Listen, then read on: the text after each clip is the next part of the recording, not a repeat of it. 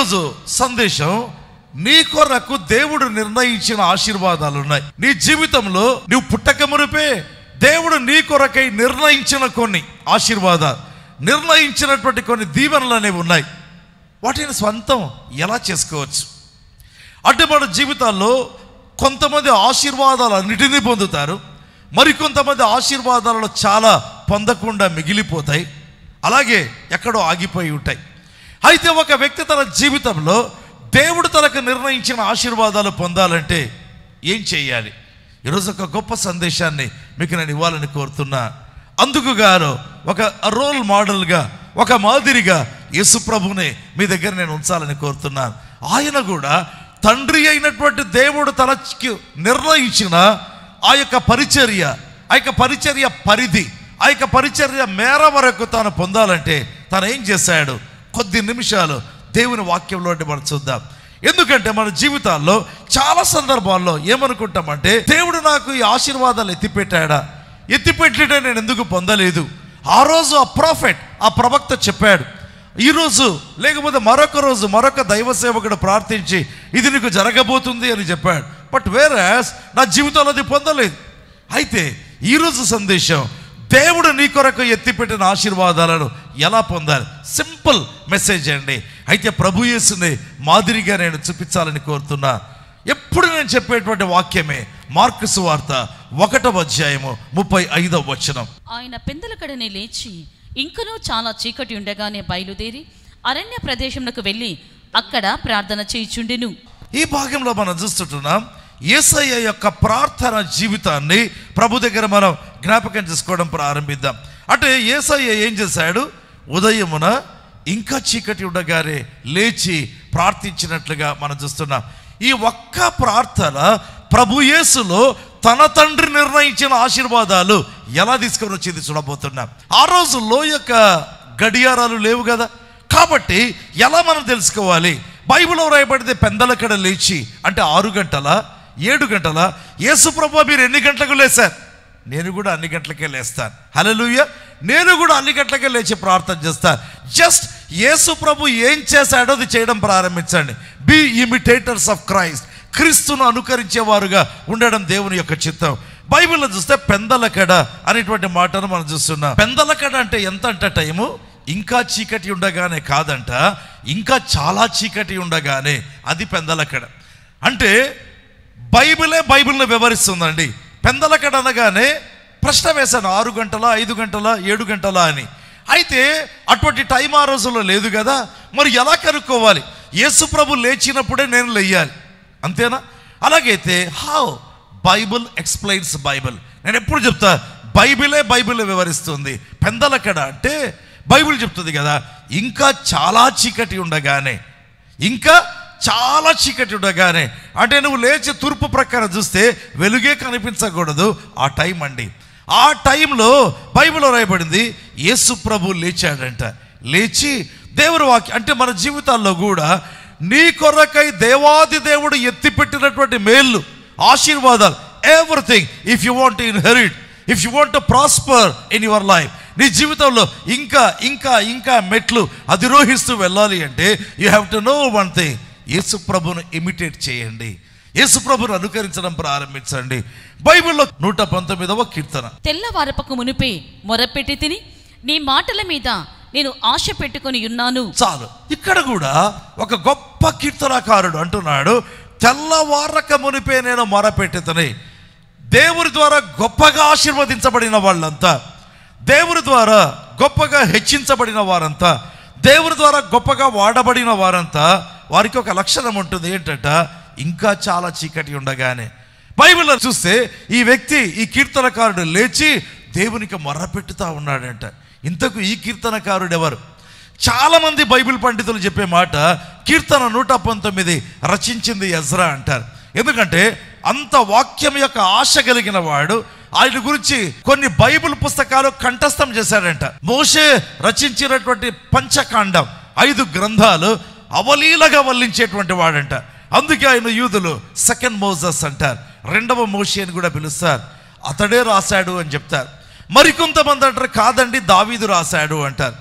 ఏమైనా ఇద్దరు టాప్ లీడర్సే. అవునా? వీళ్ళకుండే లక్షణం ఏంటి? తెల్లవారక మునిపే నేను మొరపెట్టుతుని. నీ జీవితంలో నీ ఒక ఉన్నత స్థాయికి వెళ్ళాలి అంటే, నీ జీవితంలో ఒక శిఖర స్థాయి చేరుకోవాలి, ఆత్మీయంగా, సేవలో, వ్యక్తిగత జీవితంలో, ఇక నువ్వు ఏ చేపట్టినా దానిలో. Bible says have Jesus as your model. యేసయ్యను నీ నమూనాగా, నీ మాదిరిగా నీ ఉంచుకోవడం ప్రారంభించాలి. ఈ కీర్తనకారునికి ఇంకొక లక్షణం కూడా ఉందంట. కీర్తన 119, 148 చదువుకుందాం. నీవిచ్చిన వాక్యమును నేను ధ్యానించుటకై నా కన్నులు రాత్రి జాములు కాకమునుపే తెరుచుకొందును. చూడండి, ప్రార్థనే కాదంట, మొర్ర పెట్టడమే కాదంట, రాత్రి జాములు కాకమునుపే లేచి వాక్యాన్ని చదువుతాను అని వ్రాయబడాల. చదవడం అంటే తూగుతా కూడా చదవచ్చు కాదు. ఆ వ్యక్తి అంట వాక్యాన్ని ధ్యానిస్తాడంట. ఎప్పుడంట? తెల్లవారక మునిపే. ప్రియమైన వాళ్ళారా, బైబిల్ ఎప్పుడు కూడా సింపుల్ థింగ్స్ చెప్తుందండి.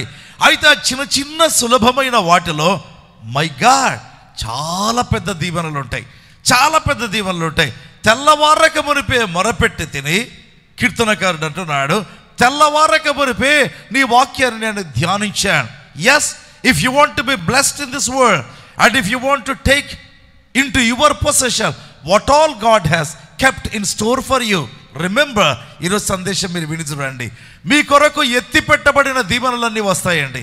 మీ కొరకు దేవుడు దాచిపెట్టిన దీవెనలన్నీ కూడా మీరు తీసుకోవడం ప్రారంభిస్తారు. జస్ట్ దాట్, అంతే. బైబిల్లో చూద్దామా? మార్కు సువార్త 1వ అధ్యాయం 35వ వచనాన్ని మనం చూద్దాం. ఆయన పెందలకడనే లేచి ఇంకను చాలా చీకటి ఉండగానే బయలుదేరి అరణ్య ప్రదేశంలోకి వెళ్ళి అక్కడ ప్రార్థన చేయుచుండెను. ఇంకొక భాగం, ఆయన ఎన్ని గంటలకు లేసాడో చూస్తుంటున్నాం. రెండవదిగా ఎక్కడికి వెళ్ళేవాడంట? అరణ్య ప్రదేశమునకు వెళ్ళేవాడు. ఎందుకండి అరణ్య ప్రదేశం? 2 సంగతులు ప్రియమైన వాళ్ళారా. ఈ అరణ్య ప్రదేశాన్ని గురించి 2 సంగతులు మనం జ్ఞాపకం చేసుకోవాలి. ఒకటి ఏంటంటే, ఈ అరణ్య ప్రదేశానికి వెళ్ళడం ద్వారా యేసయ్య ఒంటరిగా తన తండ్రితో సంధించాలని కోరాడు. ఏంటి? ఒంటరిగా.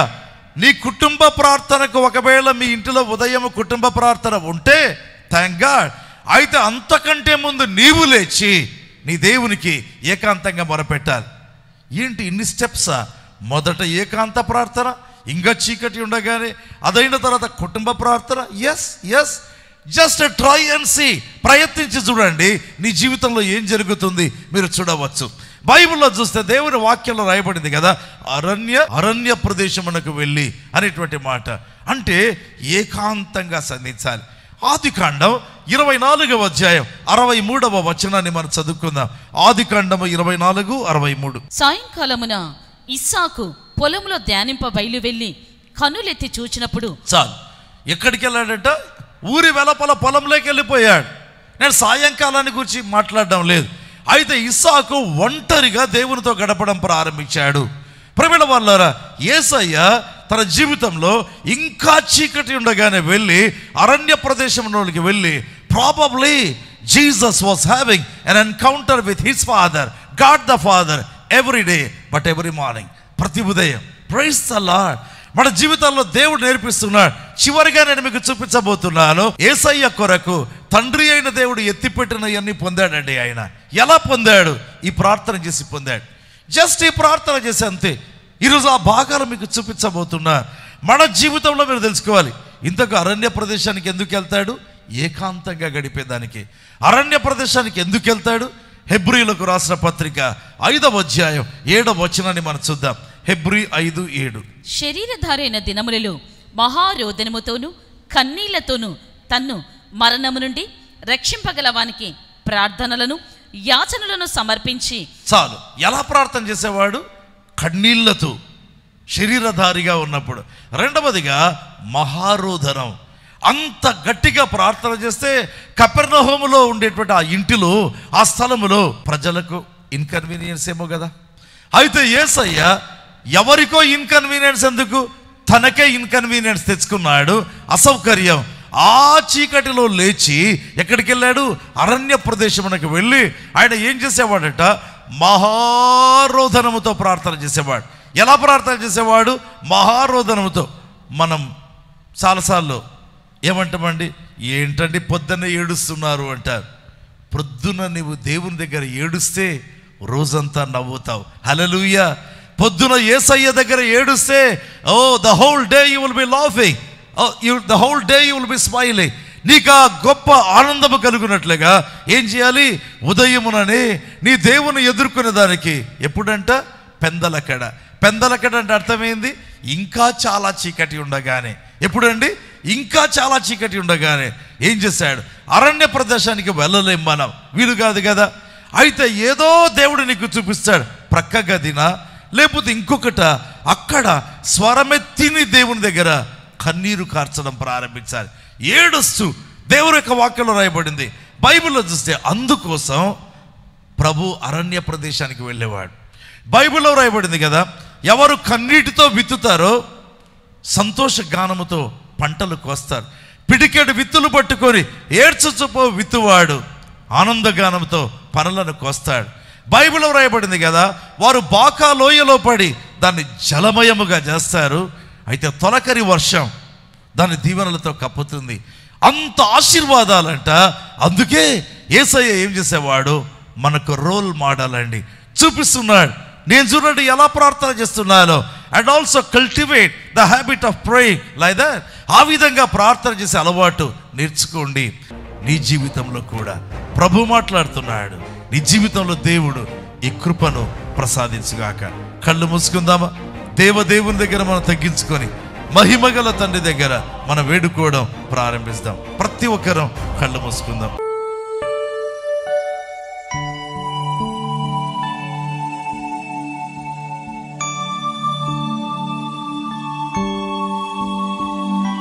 ప్రేమ స్వరూపి అయినటువంటి మా తండ్రి, సాతానుని ఓడించావు. సర్వశక్తిమంతుడా మీకు వందనాలు ప్రభువా. ఎప్పుడో వారిని ఓడించేశావు ప్రభువా, మీకు వందనాలు. ఏనాడో ప్రభువా ఎప్పుడో మాకు గెలిపించారు తండ్రి, మీకు వందనాలు తండ్రి. మీకు స్తోత్రం ప్రభువా. నాయనా మేము పుట్టక మునుదే మా సమస్యలను మేము గెలిచాము ప్రభువా. ఎందుకంటే మీ యొక్క సిలువ బలియాగాన్ని బట్టి తండ్రి. We are born into the kingdom of God, into the kingdom of Christ to be the winners, my Lord. Hallelujah. మీకు స్తుతి, మీకు మహిమ, మీకు ఘనత అయ్యా, మీకు ప్రభావం యుగ యుగములు కలుగునుగాక. దైవాత్మ దిగిరమ్మని అడుగుతున్నా. ఒక్కొక్కరిలో కార్యములు జరిగించుటకు పరిశుద్ధాత్మ ఆవరించమని అడుగుతున్నారు. ఒక్కొక్కరిలో మహిమ గల కార్యాలు జరిగించడానికి పరిశుద్ధాత్మ బలమైన రీతిలో శక్తిగల మీ కార్యాలు జరిగించమని అడుగుతున్నా. భీకరుడా మీకు వందనా. Lord, I request you to undo every work of devil in Jesus name. మీకు మహిమ కలుగును గాక. యేసు నామమందే అడుగుతున్నాము తండ్రి. ఆమేన్.